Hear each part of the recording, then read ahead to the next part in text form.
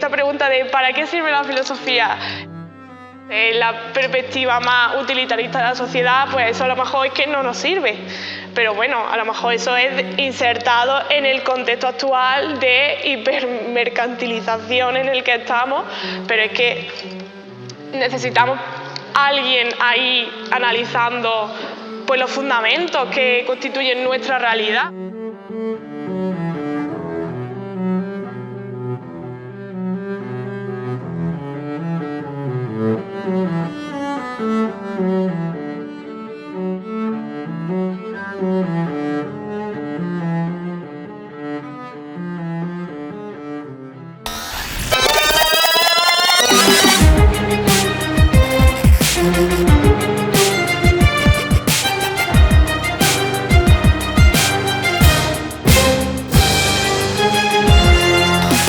Para debatir acerca de qué consideramos que es la vida, qué consideramos que es la muerte, qué consideramos que es ético, que no es ético, no sé, para muchas cosas para analizar. Básicamente, yo creo que es como nuestra guía dentro de este mundo.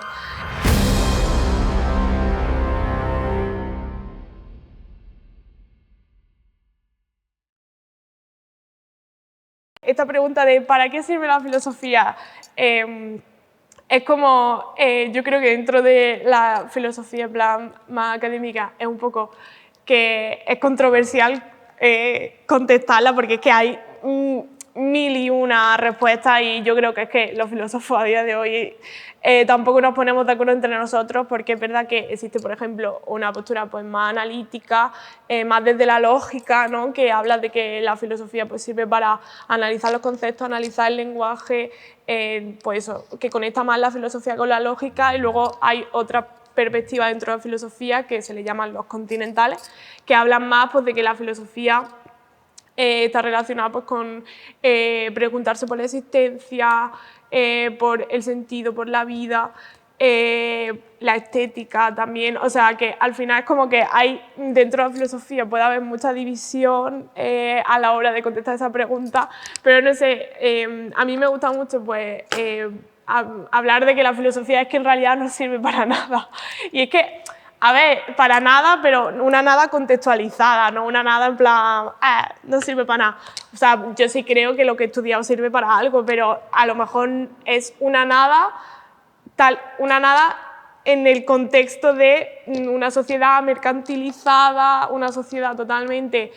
utilitarista, como tú bien has dicho, o sea, no sirve para nada, pero yo creo que sirve para muchas cosas. Yo creo que sirve pues, para precisamente eso, para debatir acerca de qué consideramos que es la vida, qué consideramos que es la muerte, qué consideramos que es ético, que no es ético, no sé, para muchas cosas para analizar. Básicamente, yo creo que es como nuestra guía dentro de este mundo. Y al final eso, para ciertas perspectivas más que se centran pues, en la economía, no sé, la perspectiva más utilitarista de la sociedad, pues eso a lo mejor es que no nos sirve. Pero bueno, a lo mejor eso es insertado en el contexto actual de hipermercantilización en el que estamos, pero es que necesitamos a alguien ahí analizando pues, los fundamentos que constituyen nuestra realidad. O sea, la filosofía es que también es muy difícil también contestar a qué es la filosofía porque es que es muy plural. O sea, hay filosofía del arte, filosofía de la religión, filosofía de la ciencia, filosofía del derecho, filosofía... Es que prácticamente ya a día de hoy es como que hay filosofía de todo. Tú puedes hacer filosofía yo qué sé, de cualquier disciplina, se puede sacar fundamentos filosóficos y también al revés, en plan, muchas disciplinas científicas se fundamentan precisamente en filosofía. Entonces, eso que como la filosofía es tan plural, es contestar esa pregunta muchas veces como un poco que cuesta.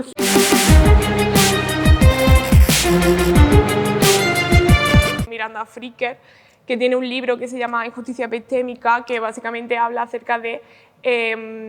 o sea, estructura todo un análisis de a quién se le atribuye un conocimiento fiable y verdadero y a quién no. Quién puede tener esa legitimidad del conocimiento y quién no. O sea, y al final concluye en su obra que ese mecanismo por el cual una persona habla y se le atribuye un conocimiento que es fiable, es verdadero, y luego otra persona que a lo mejor, dependiendo de lo que le influye, pues, por ejemplo, condiciones sociales, condiciones de género, de sexo, a esa persona a lo mejor como que se la reduce a un conocimiento que no es tan verdadero, que no es tan fiable, que no es tan... Otras filósofas que la verdad me han marcado mucho, pues yo diría, obviamente, Judith Butler con el género en disputa.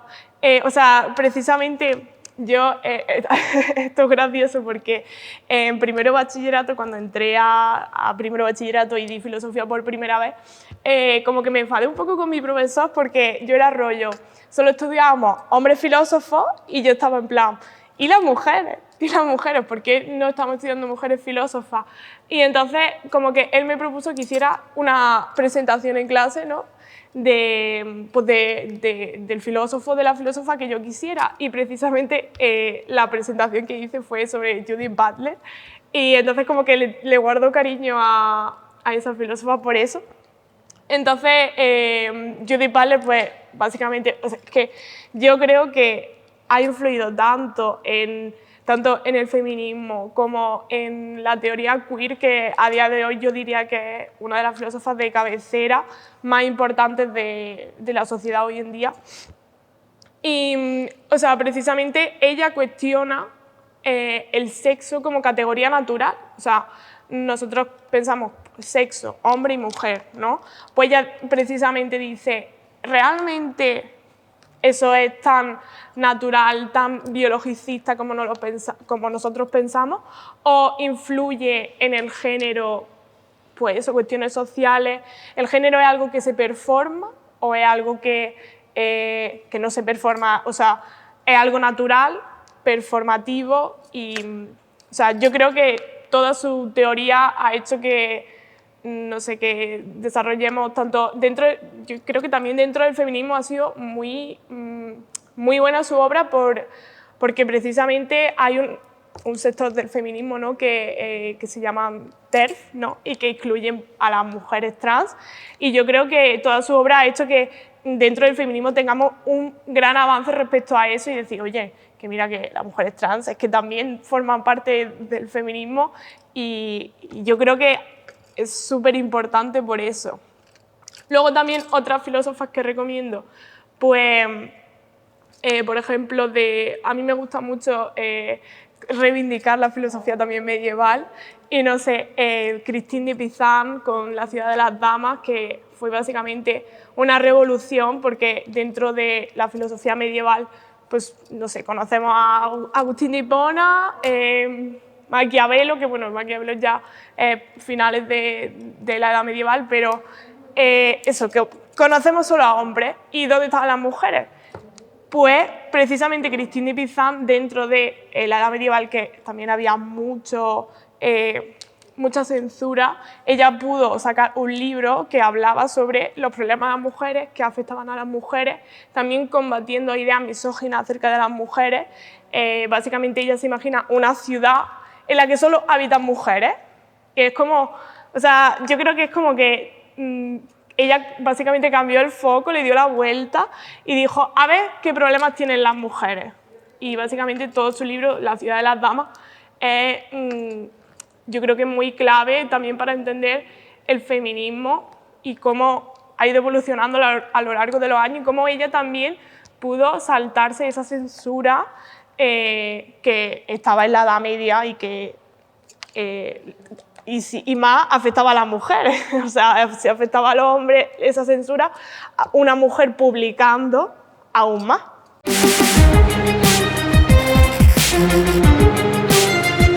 Creo que uno de los retos, sobre todo de divulgar filosofía, es precisamente todo ese sector dentro de la filosofía, que es verdad que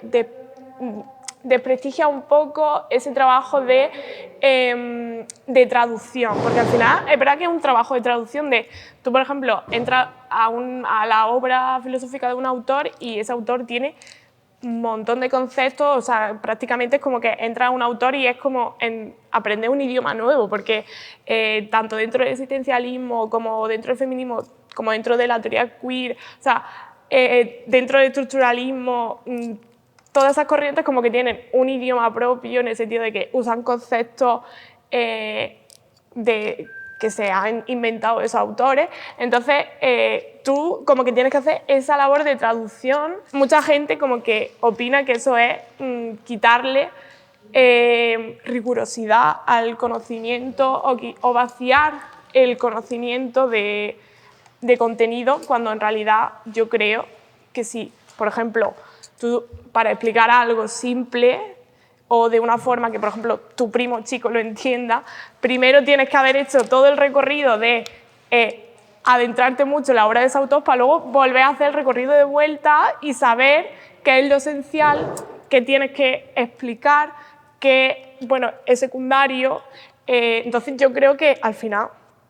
¿qué es lo que se considera simple? O sea, porque lo simple tampoco, o sea, no puede ser riguroso también en un sentido, en ese sentido de que la divulgación también es que tienes que haberte adentrado mucho en la obra de un autor o en la obra de un filósofo para luego poder sencillamente saber qué destacar, qué no, cómo explicarlo, ¿sabes? O sea, que sí que yo creo que sí que sigue habiendo esa crítica por parte de muchos filósofos, sobre todo filósofos pues, de la academia, ¿no? Que a lo mejor de la universidad, pero yo creo que poco a poco eso se está rompiendo, o sea, o yo espero que se esté rompiendo, pero es verdad que, a ver, sobre todo esa crítica viene también pues, de señoros mayores que llevan toda su vida investigando en la universidad y que no sé, pero bueno, esperemos que esos se vayan jubilando y entremos los nuevos.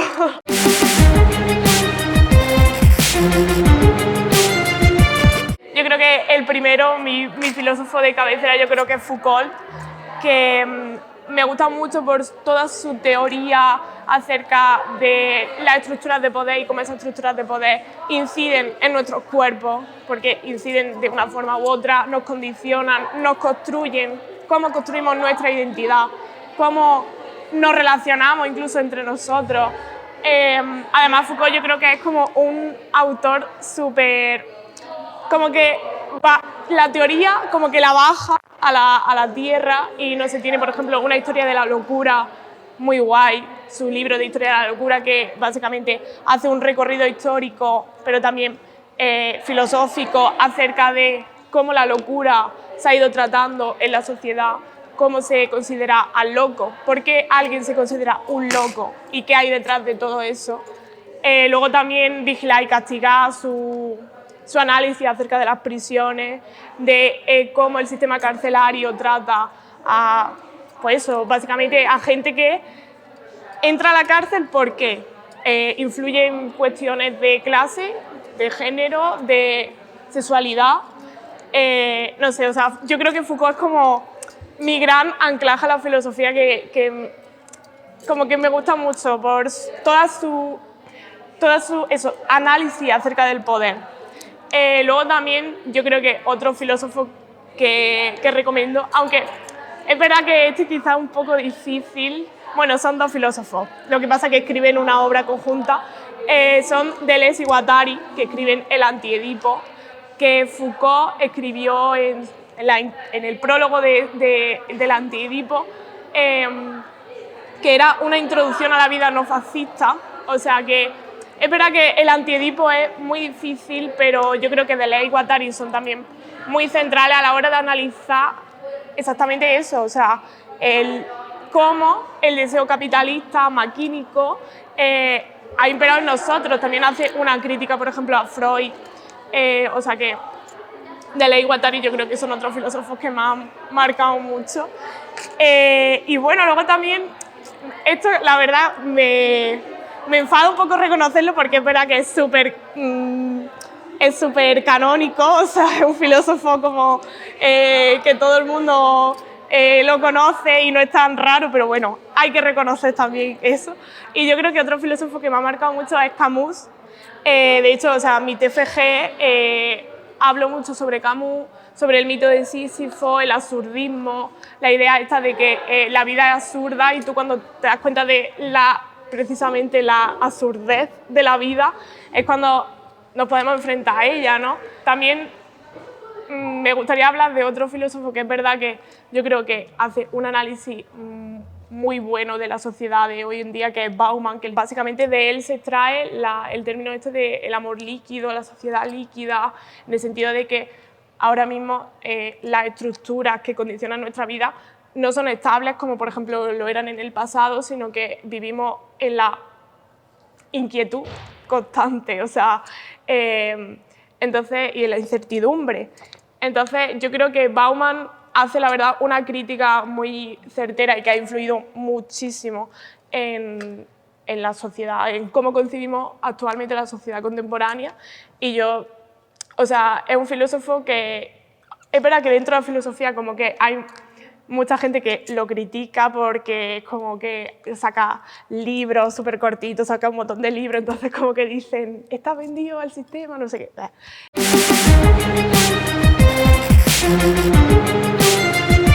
También hay muchas otras filósofas que, o sea, han quedado por el camino y que básicamente la han borrado. O sea, en el feminismo es verdad que se dice como que las mujeres invisibilizadas, pero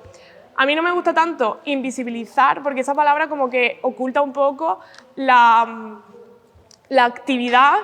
y la intención que tenemos detrás de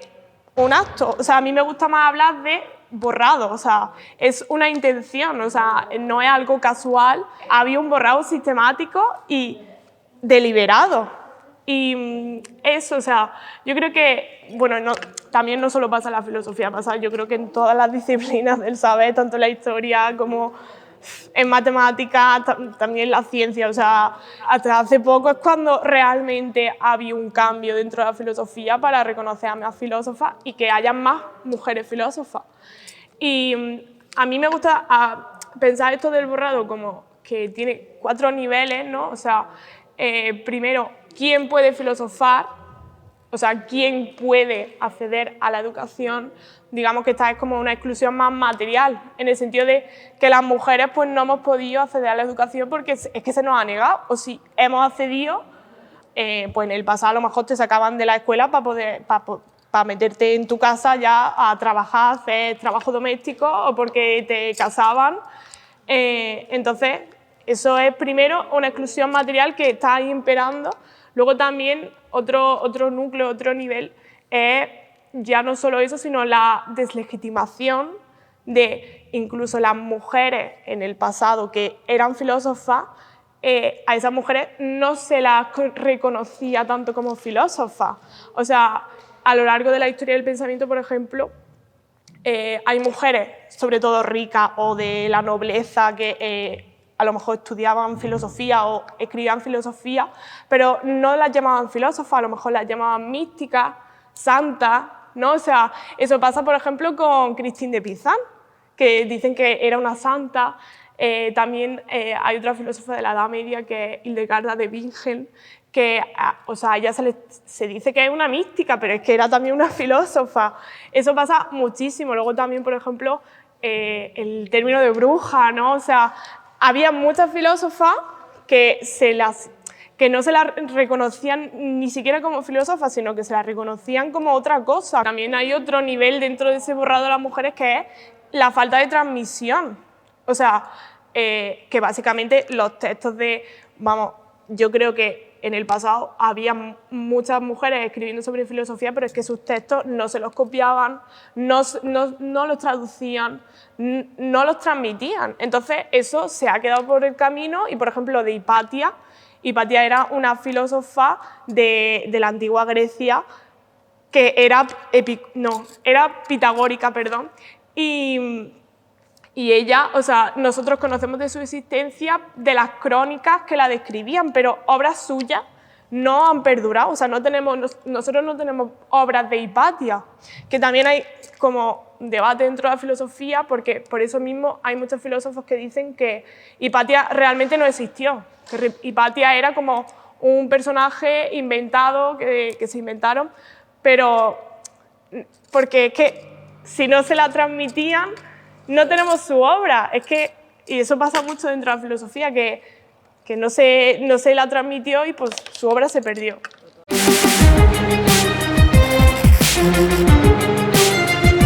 En la carrera me gustó mucho porque una profesora que teníamos, empezamos con Schopenhauer y el primer punto de Schopenhauer de su temario era Schopenhauer era un misógino. Y me gustó mucho porque eso, o sea, Schopenhauer, por ejemplo, es otro filósofo que ha dicho unas barbaridades o sea, tanto de su madre como de la mujer en general. Entonces, pero fíjate tú que a Schopenhauer hay mucha gente que lo justifica esas cosas misóginas que decía porque su madre era muy mala. Su madre era muy mala, tuvo mala relación con su madre, entonces pobrecito Schopenhauer, que es normal que esté traumado, ¿no? Y que escriba esas cosas sobre las mujeres. O sea, Schopenhauer tiene unas cosas también loquísimas. No, o sea, ahora no me acuerdo de citas literales, pero cuando lo dimos en la carrera, esta profesora empezó el primer día y dijo: Schopenhauer era un misógino de cuidado, o sea, y eso... Y está muy bien porque, sencillamente, a lo mejor, total, hay que darlo, ¿no? Lo damos, pero lo contextualizamos y decimos, mira, o sea, mira todo lo que tiene este autor, que igual que decía esto y cosas muy importantes para la filosofía, también decía todas estas otras cosas que, ojo, o sea, eso también es como un poco culpa de, al final, de la canonización patriarcal, o sea, de quiénes consideramos que son el canon dentro de una disciplina, ya no solo filosófica, sino científica, en plan, y eso que al final son ciertas figuras filosóficas o ciertas figuras de lo que sea que han pasado a ser el canon dentro de una disciplina y están ahí como erigidos que nadie puede echarlos para abajo. O sea, por ejemplo, es como si va a dar, yo qué sé, el tema de filosofía política, ¿cómo no va a hablar sobre Rousseau? ¿Cómo va a hablar sobre Simone de Beauvoir, pero no va a ver a Rousseau? Pues bueno, quizás, si yo lo quiero enfocar por otro camino, pues es que pues no voy a hablar de Rousseau. ¿Por qué? O sea, y al final es todo el problema eso de la canonización, de quién pasa a ser el canon y quién se considera que es el canon. O sea, y bueno, o sea, sí, son filósofos importantes, pero a lo mejor quizás ya es el momento de, eso, precisamente señalar todo ese contexto que tenían, todas esas barbaridades que decían, o pasamos a otra cosa y hablamos de filósofas o de otros filósofos que no estaban ahí dentro del canon.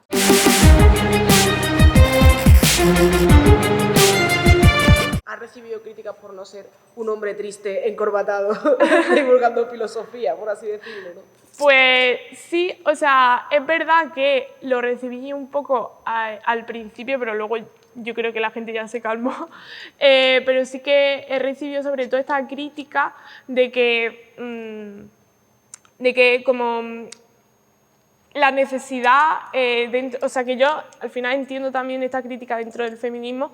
y no sé si, o sea, quizás a lo mejor la comparto hasta cierto punto, pero sobre todo como que hubo chicas que la verdad me hicieron pensar mucho sobre eso, que me criticaron el hecho de tener que disfrazar a lo mejor un discurso más teórico o esos ciertos discursos filosóficos detrás de una estética para poder apelar a la gente. O sea, que al final es como un tío puede a lo mejor levantarse y con los pelos despeinados y con el pijama hacer un vídeo hablando de filosofía y a lo mejor triunfar, pero una chica que hace un vídeo pues a lo mejor tiene que aparecer mejor,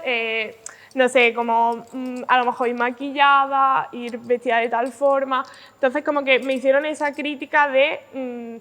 el discurso de una mujer tiene que estar acompañado de una estética y si no, no triunfa tanto como a lo mejor el de un hombre. O sea, yo entiendo esa crítica, pero es verdad que al fin y al cabo, O sea, no sé, yo creo que la estética es que también depende un poco de lo que tú concibas que es tu estética o parte de tu estética, pero yo creo que estética a día de hoy hay en todo. Y no sé, al fin y al cabo yo siento que la estética también es como una parte de mi ser que no voy a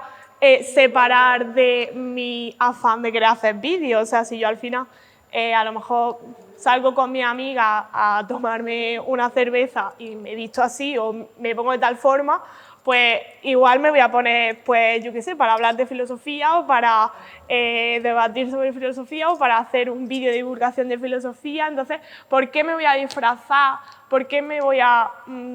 poner de cierta forma o ocultar a lo mejor mi estética? Una mujer, para poder articular un pensamiento o un discurso filosófico o de cualquier campo del conocimiento, tiene que